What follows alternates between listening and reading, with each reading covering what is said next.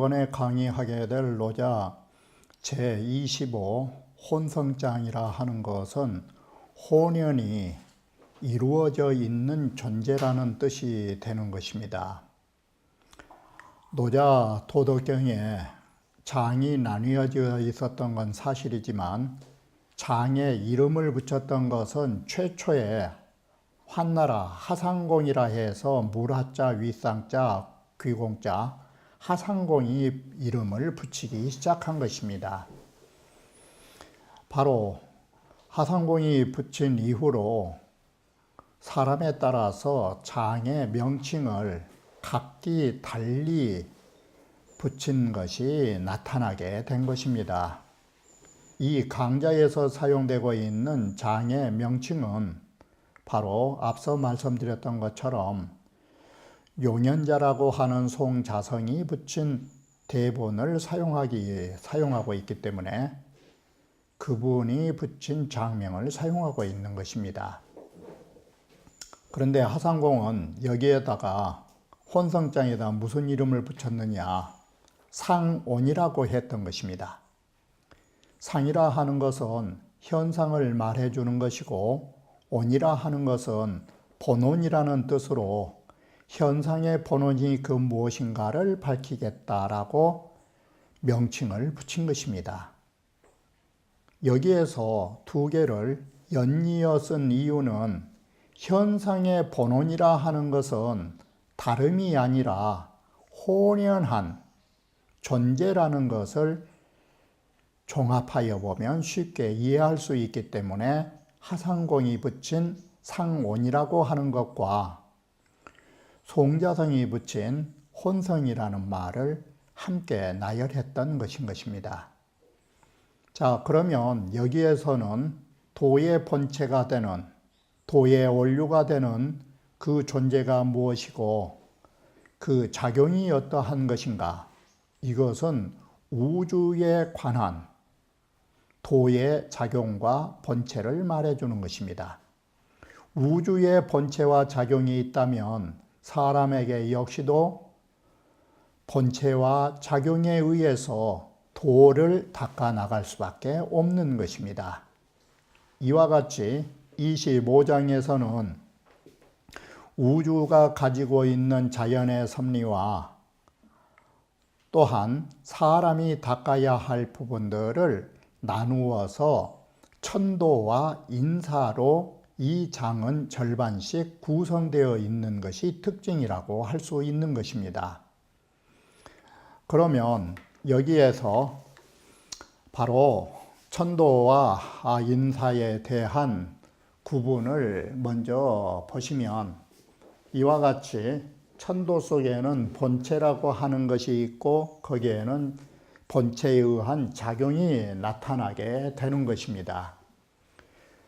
천도에 이러한 체형이 있다면 인간 역시도 인간의 이르 도리 역시도 근본적인 존재와 거기에 따른 의무의 사항이 나오게 되는 것입니다. 사람의 도리는 항상 어디에 준하고 있느냐? 바로 천도에 준하고 있는 것입니다. 이런 논리의 구조는 항상 어디에서 준하고 있냐면 공자께서 쓰신 주역의 개사에 보면 이런 말이 있는 것입니다. 주역이라고 하는 책, 여천지준이라. 주역이라고 하는 것은 천지로 더불어서 똑같은 준칙이 이루어지고 있다라고 하는 것입니다. 여기에서 이 말씀을 드리는 것은 무엇 때문인가 하면 자, 이 문장만 바꾸면 어떤 구조가 나오느냐라고 한 것입니다.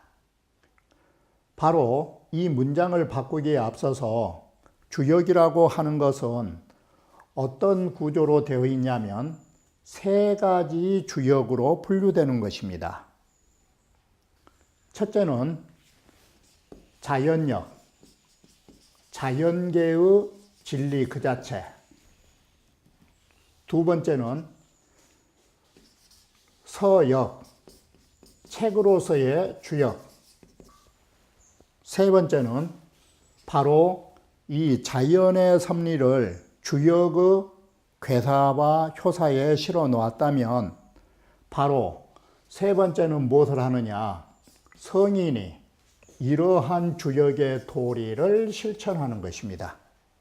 바로 이와 같이 주역은 자연의 섭리가 있고 자연의 섭리를 책에 담게 되고 이런 책을 통해서 성인이 이러한 도를 행하게 되는 것입니다. 이것을 바로 사명이라고 말하는 것입니다.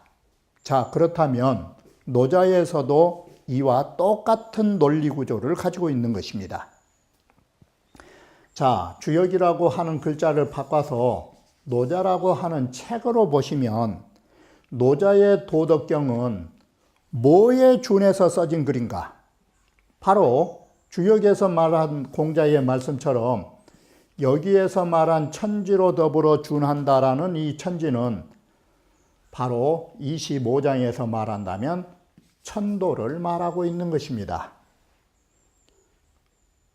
더 구체적으로 말씀드리면 노자 제25장의 혼성장은 바로 천도에 준한 글인 것이 바로 이 앞단락이 해당되는 것입니다. 바로 이러한 천도에 준하여 쓰여진 우리는 노자 혼성장을 보면서 사람이 할 일은 뭔가? 바로 이것이 우리가 어떠한 존재이고 우리는 어떠한 의무를 해야 할 것인가가 나온 것입니다. 바로 사람으로서 해야 할 일이 세 번째 인역에 해당되는 부분인 것입니다. 바로 이것이 주역과 노자는 전혀 상관이 없는 것처럼 보이지만 실제로는 노자가 주역의 그 이치를 본체를 터득했다라는 거 말만 다를 뿐이지 내면적 구조는 같은 것입니다. 바로 노자를 보시면서도 주역이 세 가지의 부류로 나누어서 논술된 것처럼 노자의 도덕경 역시도 이와 같이 보셔야 된다라는 것입니다. 그래서 노자의 도덕경은 어디에 근거를 두고 써놓은 책이냐? 바로 주역처럼 천지의 도리에 준하여 써진 글인 것입니다. 그리고 이것을 배워서 우리는 노자의 도를 닦아간다면 이게 사람으로서의 노자의 도덕경이 이루어지는 것입니다. 바로 이러한 측면에서 25장은 구성되어 있는 것입니다.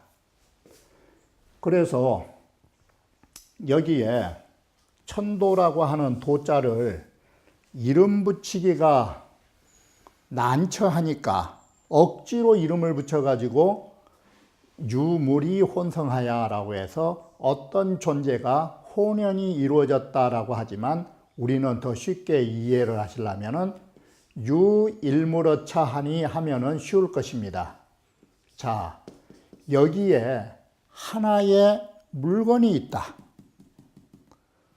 바로 하나의 물건이라고 하는 것은 하나의 도를 지칭해서 그 무엇라 하기 그래서 물자를 쓴 것입니다. 바로 도라고 하는 하나가 여기에 있는데 그것은 어떤 존재냐? 혼성이다. 이 혼자는 뭔 뜻을 가지고 있냐면 미분처를 말해주는 것입니다. 구분이 없는 자리, 동정의 구분이 없고 음양의 구분이 없고 여기에는 오는 것도 가는 것도 구분이 없는 자리가 되는 것입니다. 바로 이것이 미분이라는 말을 다른 말로 하면 바로 미발처가 되는 것입니다. 바로 이와 같이 도라고 하는 존재는 발생하기 이전의 고요한 상태, 그 자리가 혼성의 자리가 되는 것입니다. 그래서 천지보다 앞에 발생했다라는 말은 뭔 말이냐? 천지라고 하는 것은 바로 유형의 세계를 말해주는 것입니다. 천지라고 하는 소위 천지라고 하는 형체가 존재하기 이전부터 도라는 것은 존재해 왔던 것입니다. 그래서 천지보다 앞에 발생하였고라는 말은 앞에 존재했다라는 것입니다. 그래서 도라고 하는 것은 선천지 무기시하고 라는 말이 바로 이 뜻인 것입니다. 여기다 글을 바꾸면 선천지, 천지보다 앞서지만 무기시라, 그 처음을 살펴볼 수도 없는 거라고. 바로 천지보다 앞서 있지만 그 처음을 살펴볼 수가 없다면 거꾸로 가면 천지 이후에까지도 존재할 것이지만 도의 그 끝나는 날을 볼 수 있을까? 그러면 후 천지, 천지보다 뒤에 해도 무기종이라 그 끝은 없는 거라고. 바로 이게 도의 자리가 되는 것입니다. 그래서 도라고 하는 것은 시간과 공간으로 보면 천지 이전에 존재했다라는 것입니다. 그런데 적해요해요. 바로 적해요해라는 말은 더 쉽게 보시려면 적연부동이여라고 하면 쉬운 것입니다. 고요하고 고요한 것은 움직이지 않는 자리가 되는 것입니다. 그래서 이 자리를 공자께서는 논어가 아니라 주역개사에서 적연부동이라고 말한 것입니다. 바로 이 적해요해가 적연부동 자리에 있는 것인데, 독립이 불개하고 이 독립이라고 하는 것은 뭔 말이냐? 이건 초탈적이다라는 것입니다. 현상의 초탈한 존재로서 고침이 없다라는 말은 변치 않는다가 되는 것입니다.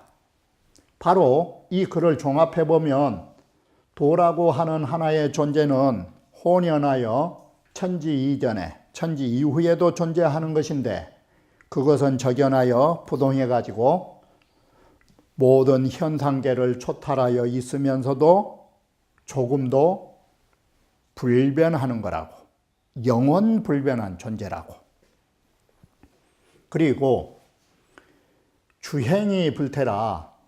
그런데 유행의 측면에서 보면 두루라는 말 속에는 상하 사방은 물론이고, 상하 사방에 두루 행한 것은 물론이고, 시간으로도 두루두루 이전과 이후에 이 행하면서도 태자는 다함이 없다니까 뭔 뜻이 되느냐? 무궁이 되는 것입니다. 바로 이렇게 현상을 초탈해서 영원불변한 존재이지만 이것은 상하사방과 시간으로 두루두루 행하면서 무궁해서, 바로 이렇게 유행하면서 무궁한 것이 뭘 만들어내느냐?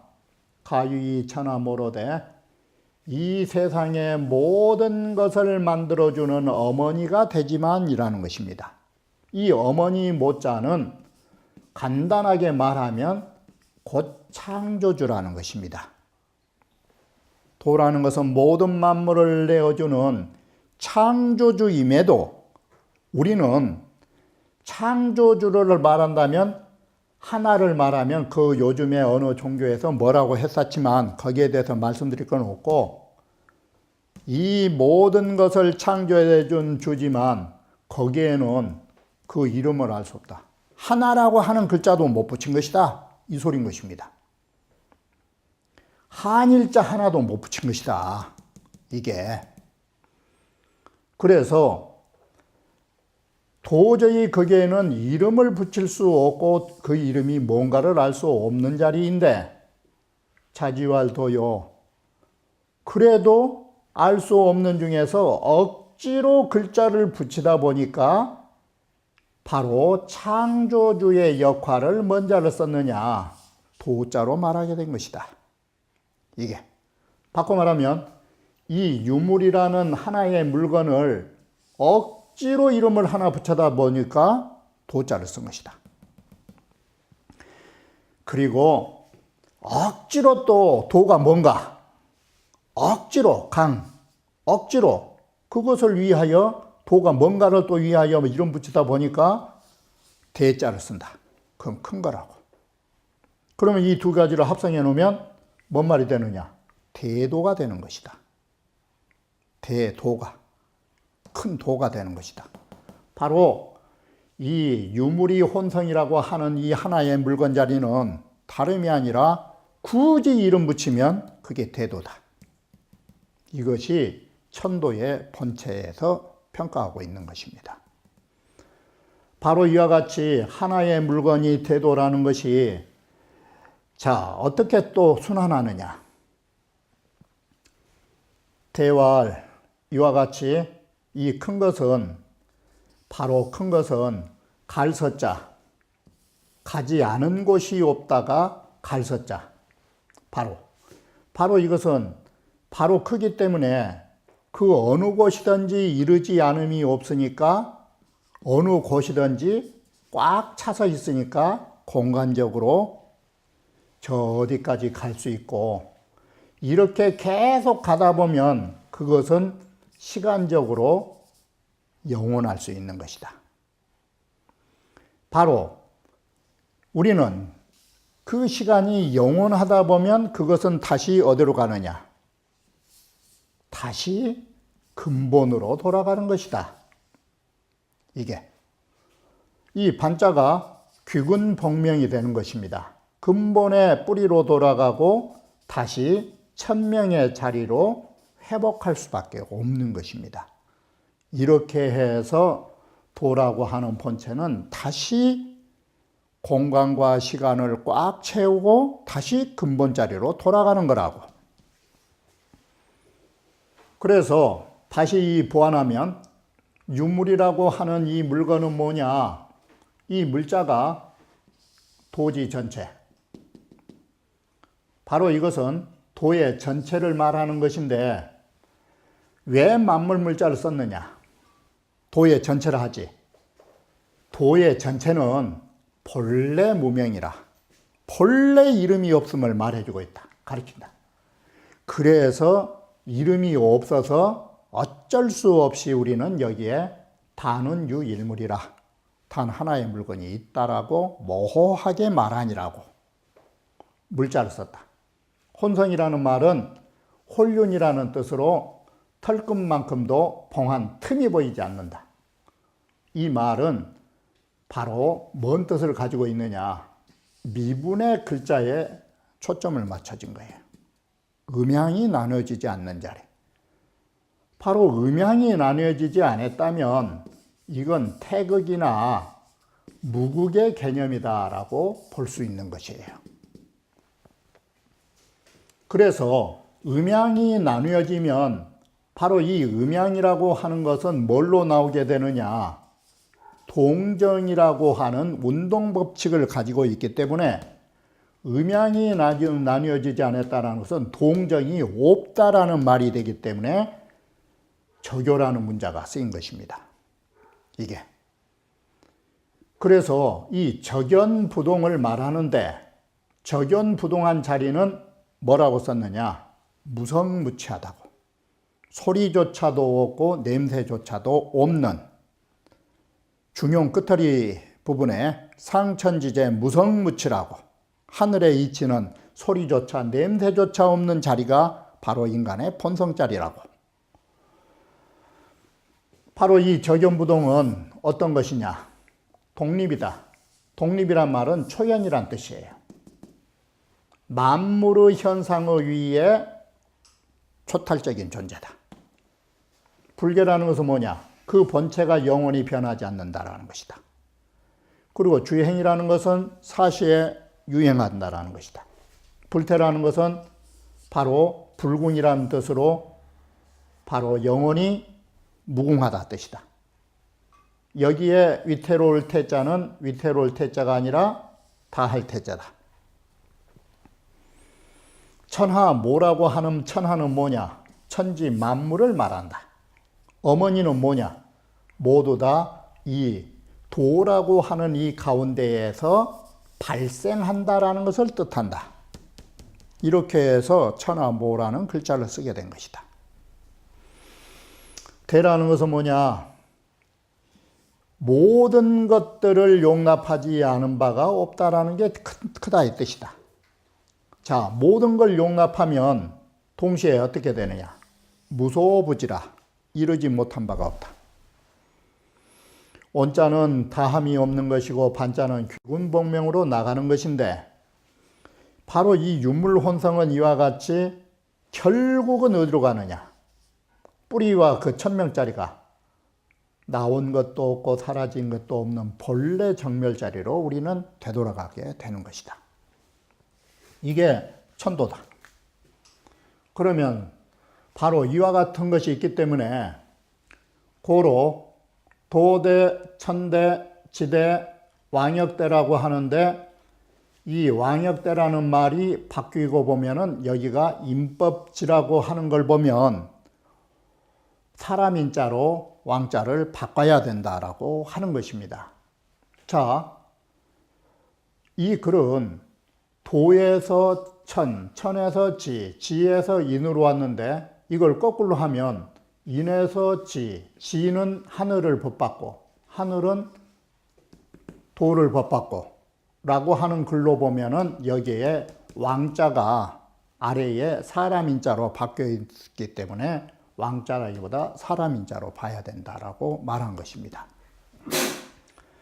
그래서 바로 우리는 천지를 만들어 줄 수 있는 도가 위대하고 모든 만물을 덮어주는 하늘이 위대하고 모든 만물을 실어주는 땅이 정말 큰 것이고, 그런데 여기에 왕뿐만 아니라 바로 이와 같이 크나큰 우주에 비해 보면 사람이란 건 정말 작은 것인데, 우리 사람 역시도 도를 받아가지고 태어났기 때문에 모든 것을 사람 본성 속에 다 간직하고 있는 걸로 보면 사람 또한 큰 것이다.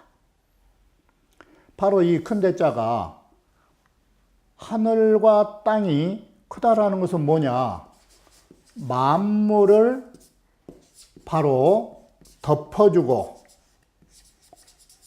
실어주기 때문인데, 자, 이것 때문에 크다라고 하는 것인데, 사람에게는 그러면 뭐가 크느냐? 만물이 개비어 알아. 모든 만물은 다 나한테 갖춰져 있다라고 이렇게 해서 나하자를 본성 개념으로 보면 사람 역시도 덮어주고 실어준 하늘과 땅만큼 인간도 크다라고 말할 수 있는 것입니다. 바로 이 역중에, 바로 이 세상에는 사대가 있다. 이 사대는 도가에서 말한 사대하고 불교에서 말한 사대가 다른 것입니다. 불교에서는 지수화풍이라고 해서 이 우주를 창조해 준 네 가지의 원소의 기능으로 말했는데, 노자에서는 도, 천, 지, 인이라고 해서 이것을 사대라고 하는 것입니다. 여기에서 눈여겨보셔야 할 부분이 뭔 부분이냐면, 바로 사람도 도처럼 하늘처럼 땅처럼 크다라는 것은 뭐냐? 바로 이것이 우리의 작은 자아에서 바로 위대한 자아로 탈바꿈하려는데 우리는 목적이 있는 것입니다. 이게. 그래서 우리 인간이 왜소한 인간, 즉 바꿔 말하면 구일모로 쇠털 하나 붙은 것처럼 작은 인간이지만, 바로 우리에게는 도를 지니면 위대한 자아가 만들어진 것을 알아야 된다라는 것입니다. 바로 이렇게 노자는 인역대라고 하는 것은 이 대야주의를 뜻하고 있는 것입니다. 자, 그렇기 때문에 우리는 어떻게 해야 되느냐? 작은 나를 버리고 큰 내가 되기 위해서는 임법지요. 사람은 땅의 도를 본받는다면 땅은 상위 개념으로 어디를 본받을까? 땅은 하늘을 본받게 되는 것이고 하늘은 어디를 본받게 되느냐? 도를 본받는 것이다. 그렇다면 도는 무엇을 본으로 받은 것일까? 자연을 본받은 것이다. 이게 도라고 하는 실체는 뭐로 구성되어 있느냐?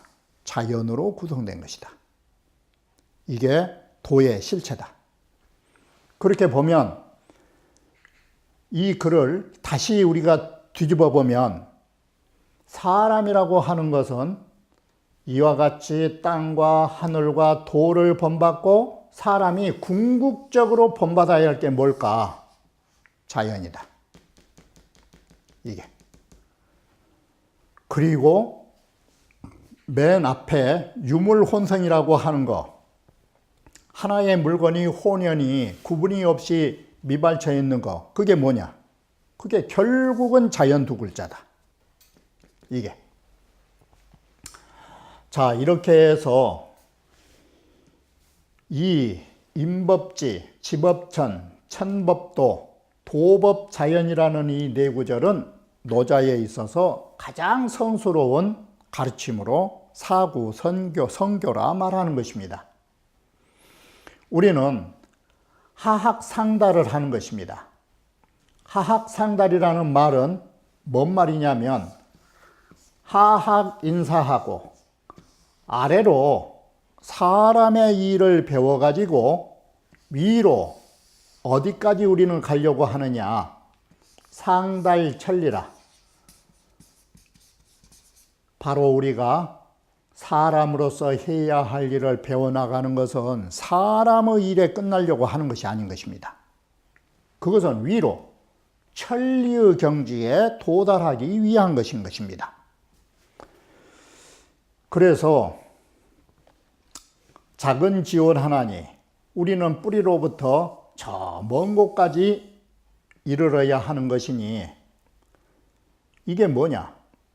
바로 유물의 현상이 있는 곳으로부터 물이 없는 그 어떤 것도 없는 무의 존재까지 가야 한다라고 하는 것입니다. 바로 이런 것이 우리에게는 본체와 작용을 모두 총괄한 학문의 강령이고 사람의 존재가 그러함을 말해주는 것입니다. 자, 여기에서 보신 바와 같이 도라고 하는 데에 체형이 있듯이 사람에게도 체형이 있는 것입니다. 그리고 무엇보다 여기서 놓쳐서는 안 되는 것은 노장 사상의 핵심은 인역대에 있는 것입니다. 인간 역시도 천지처럼 도처럼 큰 건 존재라고. 바로 이것은 뭘 의미하느냐? 왜 인간은 적어질 수 있고 인간은 커질 수 있느냐? 이것은 간단한 논리 구조를 가지고 있는 것입니다. 바로 이 부분을 쉽게 이해하시려면 맹자의 말씀을 보면 이해가 되는 것입니다. 왜 소인과 대인의 구분이 있는 것이냐? 맹자는 여기에 대해서 명쾌하게 대답합니다. 종기소체위 소인이요. 작은 몸을 따르는 자 소인이 될 것이고 종기 대체위 대인이라. 그 큰 몸을 따르는 자는 대인이 되는 것이다. 그러면 맹자가 말하는 작은 몸과 큰 몸은 뭘 말하느냐? 바로 소인이라 하는 것은 육신의 욕구를 따르는 것입니다. 바로 육신을 따르는 자, 육신의 욕구만을 따르는 자 소인이 되는 것이고 반대로 우리에게 큰 것은 뭐냐? 바로 인간의 본성과 덕업을 말해주는 것입니다. 바로 이와 같이 덕성을 따르면 대인이 된다라고 하는 것입니다. 맹자가 말하는 덕성을 따르는 거, 여기에서는 무슨 의미를 갖느냐? 바로 대도를 말하는 것입니다. 대도를 따르는 자, 대인이 될 것이고 큰 인물이 될 것이고, 작은 도를 따라 그저 사람의 생리적 욕구에 의해서 살아가는 사람, 그건 작은 인간이 된다라는 것보다고 똑같은 구조를 가지고 있는 것입니다. 바로 여기에서 사람이 천지처럼 클 수 있는 것은 천부지재, 하늘은 덮어주고 만물은 땅은 실어준 거라면, 바로 사람은 하늘처럼 덮어주고 땅처럼 실어줄 수 있는 게 뭔가, 그걸 우리는 박후고명이라고 하는 것입니다. 사람도 넓고 땅처럼 후하면 위로는 뭐가 나오느냐? 고명한 것이 나온 것입니다. 그러면 인간의 고명함은 인간의 하늘이 되는 것이고, 인간의 박후, 넓고 후함은 인간의 땅이 되는 것입니다. 바로 이와 같이 사람이 하늘이 되고 땅이 되면 하늘 밖에 인간이 있을 수 없고 땅 밖에 인간이 있을 수 없는 것입니다. 이렇게 해서 작은 인간이 천지와 함께 될 수 있다고 생각한 것이 도가의 도덕경에서나 방금 말씀드린 박후는 배제하고 박후는 땅에 짝하고 있고 고명은 배천이라는 중용의 말이 노자의 이 천대지대와 조금도 다를 바가 없는 것입니다. 문제는 도가 서냐 유가 서가 문제가 아니라 우리가 어느 부분을 따라서 살아야 할 것인가가 중요한 관건이 되는 것입니다. 작은 나를 따를 것인가, 위대한 나를 따를 것인가, 여기에 따라서 인간은 위대해질 수도 있고 인간은 동물처럼 외도할 수도 있는 것입니다. 바로 여기에서 인혁대사상, 사람 역시도 위대할 수 있다는 사상, 인간이 위대할 수 있었던 것은 바로 무력을 초탈한 데서 나온다라고 정의 내리고 있는 것입니다. 그래서 혼성장은 제일 처음에 어디를 결국 따라야 위대한 인물이 되는가? 하나의 물건의 도를 따르는 자, 위대한 도인이 된다라는 것을 여기에서 역설하고 있는 것입니다. 단 유가서적을 빌려서 도가서적의 논리 구조를 쉽게 이해하고자 비유로 들어줬을 뿐인 것입니다. 그러면 다음 장에 이어서 다시 말씀드리기로 하겠습니다.